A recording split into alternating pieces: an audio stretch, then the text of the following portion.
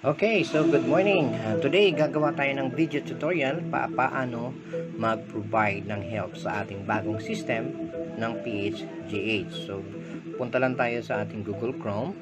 Then, mag-login tayo sa account na kailangan nating lagyan ng provide ng help. Okay, so as you can see, nandito yung wallet natin. Dapat nakasetup na yung Trust Wallet. Okay, so kung anong Trust Wallet yung nakalagay sa dashboard, ay siya din dapat yung magpapadala ng provide help. So sa my activities, makita mo dito yung green heart. So i-click natin yan yung provide help. Yung orange heart, yan naman yung get help. Then the growth. Okay, so pindutin natin ngayon ang green heart para mag-provide ng help. So, click provide help. Then makita mo dyan ang natin, provide help button. So, pag nilik natin yan, pwede na tayong mag-provide help. But first, kailangan nating intindihin ang commitment to provide help. So, basahin natin. So, you are about to commit to provide help using our decentralized crowdfunding platform. Please note that providing help is completely voluntary and is solely your decision. So before you proceed, you must understand the risk involved and the fact that this is a completely peer-to-peer system based on trust. We are not a custodial of your funds. So therefore, we cannot be held liable for the loss of funds. Or if you send funds to a malicious partner, when you commit to provide help, you will be sending your fund assistance in USDT, not to our wallet, but directly to the third party's wallet address, whose identity we may not know of. So after you submit your request, your PHR will be automatically matched with one of our GHR.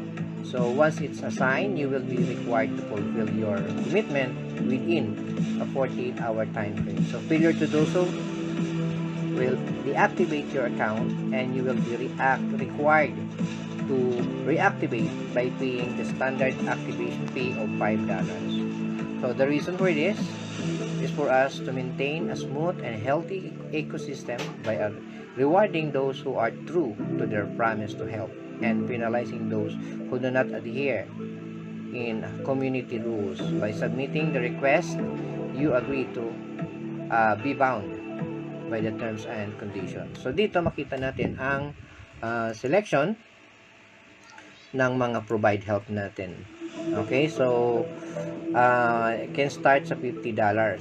So as you can see, wala na yung $20 na minimum kasi una siya nag-provide help ng $50. So next na i-provide help niya ay 1,000. Ayan, so just check, I understand and agree the above terms and conditions. So check mo lang yan. Then kung ready ka na at naintindihan mo na ito, ang commitment to provide help, pwede ka na mag-proceed sa submit request. Ayan, so success. Mayroon na tayong request ng provide help. Naka-queue na ngayon yan siya at maghihintay tayo ng match. So your daily growth reward will be commenced after 24 hours from now. You will be notified via email, no? May darating na email sa Gmail mo or Yahoo mo once it has been matched. So pag meron ng ka-match and once assigned. So you will have up to 48 hours to send your commitment amount. Failure to process your PHR within 48 hours after the first assignment will result in deactivation your account. Okay, so click natin itong proceed. So tingnan natin itong mayroon na tayong search icon kung mayroon ng ka-match. Okay, so as you can see, mayroon ng mga naka-ready na match. So yan yung mga papadalhan natin. Okay, so mag-proceed tayo sa ating pag-send ng provide help dahil nakapag provide help request na tayo kanina. So tingnan natin yung ating $100 na request ay mayroon na siyang assign. So, click natin itong search icon o magnifying glass para makita natin yung mga assignment. So, as you can see, meron tayong mga nakalagay dito na ipo-provide ng help, no? Pat sila, no? 20, 20, 30, 30. So, distributed siya sa mga ito yung mga nag-get help naman. Okay, so tayo yung magpo-provide sa kanya. Okay, so proceed tayo sa pag-provide ng help. So, click the send button. Ayan. Pag send mo, so you're about, ito, basahin mo naman uli yan. You'll be sending exactly $20 ng Tether USDT BIT20. So, yan yung ating papadalhan.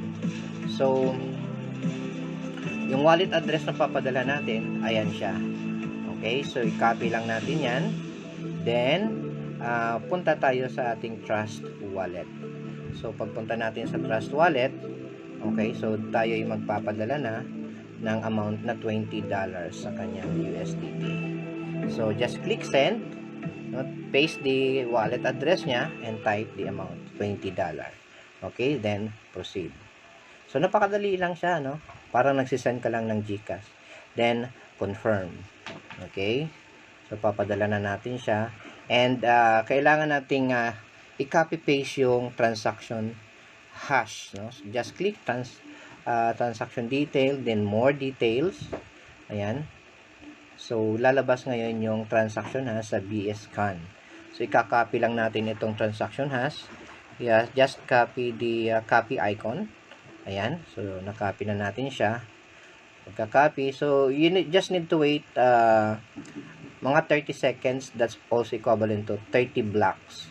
Okay, so makita mo 3 blocks pa lang dyan. So back mo lang, then click more details again para makita mo kung nakakailang block na siya. So ayun, nakapag-send na siya. So tingnan natin uli, more details. Ayan, so meron na siyang 13 blocks. So hintay-hintay lang natin na magkaroon ng 30 blocks. So pag meron na, balik tayo sa ating dashboard, then i-click lang natin itong verify, no? Then i-copy paste natin yung transaction hash. Ayan, na-copy na natin. So just wait mga 10 seconds, no? Then proceed tayo sa pagko-confirm. Okay, try natin i-click ang confirm. Baka okay na siya. So click confirm. Ayan, so success na yung ating unang provide help sa nakamatch sa atin. So balikan natin yung provide help. Okay, then click search icon. So ayun, makita mo, confirm na. So mayroon pang tatlo tayong papadalhan. Okay, so mag-proceed tayo sa ibang assignment natin. Punta ulit tayo sa ating provide help. So nakapag-send na tayo ng iba. So mayroon na lang tayong natitirang isa, no? Lang last $30.